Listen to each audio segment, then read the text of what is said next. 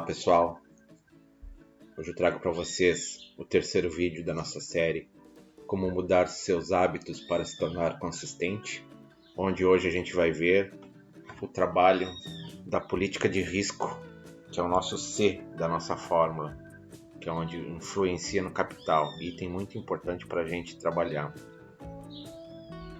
Para o vídeo de hoje, temos os seguintes objetivos: entender e dominar a importância de calcular o percentual de risco do seu capital para cada trader, que é o C percentual, entender e dominar o conceito da relação risco-ganho em cada operação, entender e aplicar os percentuais de gerenciamento, aprender e calcular o tamanho de suas operações. O que é gerenciamento de risco no day trade? Vocês já devem ter ouvido falar muito dessa palavra, gerenciamento de risco. O day trade é muito importante, ninguém sobrevive sem o gerenciamento de risco. Tudo que vocês ouviram falar sobre o gerenciamento de risco é verdade. Ele é o principal instrumento que a gente tem para controlar nossas operações, para saber se a gente está ganhando ou se está perdendo. Ou seja, a gente precisa delimitar parâmetros nesse gerenciamento de risco para poder ter uma visão. Olha, essa semana eu ganhei, essa semana eu perdi, nesse mês eu estou ganhando, nesse mês eu estou no positivo, nesse mês eu estou no negativo, nessa semana, nesse dia. Não é simplesmente operar por operar, eu tenho tanto de dinheiro, eu posso trabalhar, eu vou fazer tantas operações. Não, isso aí, quando você entra num trade, você já tem que estar com tudo pronto, tudo na sua mente. Por que isso? Isso te traz tranquilidade, você consegue trabalhar, você consegue observar, você consegue aproveitar o mercado. Sua visão não fica turva, você não fica angustiado, você não trabalha sob pressão, você começa a enxergar de uma maneira melhor o mercado. Então, como a gente já falou em alguns vídeos, é muito importante o gerenciamento de risco. A gente precisa trabalhar no papel, a gente tem que ter ele pronto.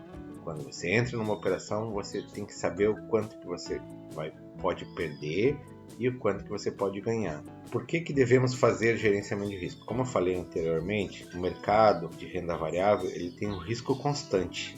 O próprio nome diz, é renda variável. E outra coisa, da mesma maneira que o dinheiro não aguenta desaforo, o mercado financeiro é soberano, ou seja, ele vai para onde ele quer. Quem nunca ouviu essa frase? Ela praticamente é uma cláusula pétrea no mercado financeiro. Todo mundo fala. Pois bem, é verdade.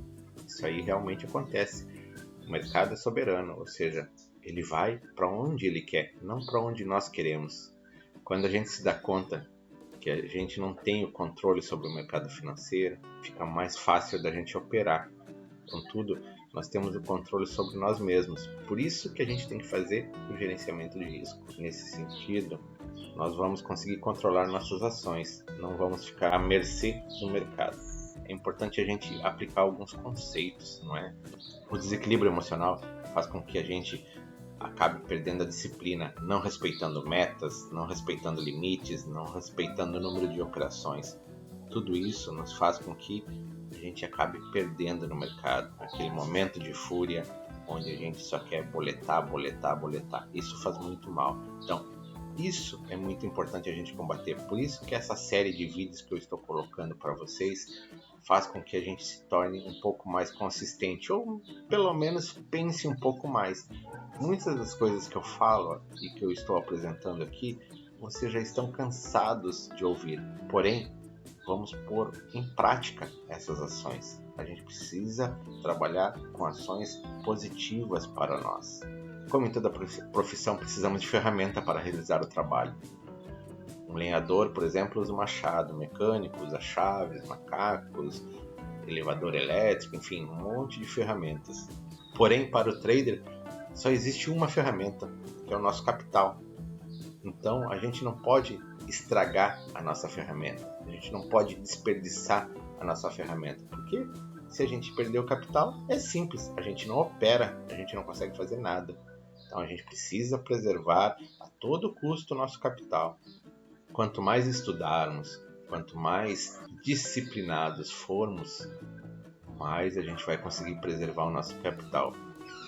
Muitas pessoas perguntam, qual é o capital inicial? Posso começar com R$100? Posso começar com 1.000? Preciso de 10.000? Preciso de 100.000? Enfim, todo capital inicial é complicado. Quanto menor o capital for, mais pressão você vai ter para fazer as suas operações. Ou seja, R$100 você vai ter uma pressão muito maior que R$10.000, por exemplo. Por quê? Porque a tua linha de stop, ou seja, a tua linha de perda, ela é muito menor. Quem consegue colocar R$100 está muito próximo de perder esses R$100, diferente de quem tem 10.000, que pode, por ter um capital maior, pode trabalhar melhor essa linha de perda. No exemplo que a gente vai usar aqui, eu estou colocando como R$1.000. Vejam bem, isso não é uma referência ou não é uma receita, é apenas um exemplo para a gente poder trabalhar com números, não é? Da mesma maneira que não é recomendável misturar o dinheiro que a gente tem do nosso orçamento familiar para utilizar nos traders. Eu quero tirar um salário da Bolsa de Valores todo mês de X. A primeira coisa que a gente deve pensar, se a gente está aqui para aprender, a gente não pode considerar que quer viver disso. Como eu falei anteriormente no primeiro vídeo, viver de trade ou viver da bolsa é possível, porém o dinheiro é uma consequência. Existe todo um processo antes para a gente se tornar consistente, para depois começar a extrair dinheiro do mercado. Até lá é difícil, é suado, é sofrido. Muitas vezes isso aí, essa pressão, não é, nos torna indisciplinados. Com base no nosso exemplo, a primeira coisa que a gente tem que aprender, que é a única certeza que a gente tem no mercado, é o nosso limite de perda. Quanto eu posso perder por dia? Bom, o recomendável para traders iniciantes é que o limite de perda diária não seja maior que 2,5% do capital total, ou seja, dos R$1.000 que a gente está falando no exemplo. Seu limite de perda tem que ser proporcional ao seu capital. No exemplo dos R$1.000, eu coloquei um limite máximo de perda de 2,5%. Então esse cálculo você utiliza como regra, ou seja, você vai pegar o seu capital, vai dividir, vai ver, olha, eu quero que o meu capital, eu quero que na pior das hipóteses o meu capital seja diluído em X dias. E aí dividir o percentual. Isso aqui é um exemplo que eu estou usando de R$1.000. Então, para que se der tudo errado com esses R$1.000, eu levaria 40 dias para perder. Perdendo R$25 por dia. Como eu falei, isso pode aumentar, você pode diminuir, enfim. Isso fica a critério de cada um. Isso aqui é apenas um exemplo para a gente poder trabalhar. Depois que a gente falou do limite de perda, que é a única certeza que a gente tem que botar uma meta diária de ganho. Esse é uma meta, ou seja, olha, eu quero ganhar tanto. Porém, vocês têm que levar em consideração o seguinte, vocês têm que colocar em números mais reais. Um exemplo, eu quero perder 25, mas eu quero ganhar 1.000. É quase que impossível acontecer isso. Então, existem algumas regras que a gente vai ver durante o vídeo que são interessantes para serem aplicadas, não é? No exemplo que a gente está usando dos R$1.000,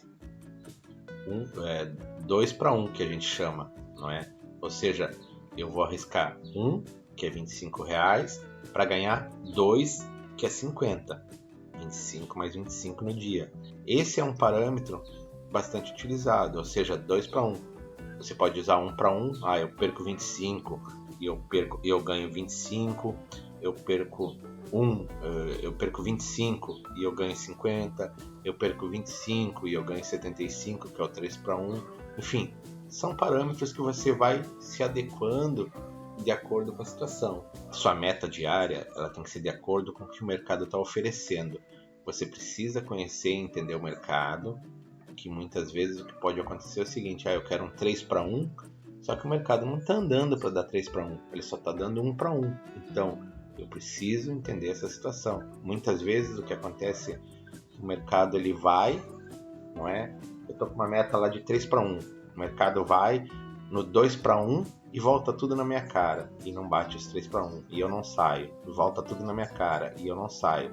Vai lá, dá 200 pontos, e eu não saio, e ele volta para o 0 a 0. Mas a minha meta era 3 para 1, eu não posso sair. Então você tem que se adaptar ao mercado, você tem que ver o movimento do mercado E se aquela meta que você propôs no dia está chegando, você precisa ajustar.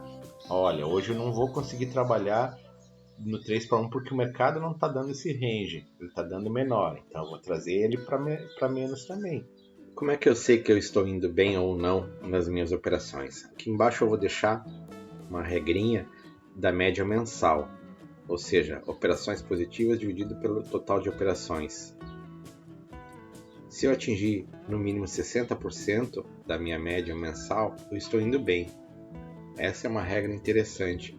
Se a gente está com um índice de 60% de acerto mensal, a gente está indo bem. Vejam bem que aqui eu não estou falando de capital, eu estou falando de quantidade de operações. Se eu fiz 10 operações no mês e dessas 10 operações eu acertei 6, quer dizer que é um índice razoável, bom. Bom, pessoal, apesar do assunto de hoje ser curto, ele é um dos mais importantes, que é a preservação do capital. Entendo que quando a gente fala em preservar o nosso capital no mercado, é a nossa longevidade dentro do mercado. O que quer dizer isso? É quanto tempo eu vou durar dentro do mercado.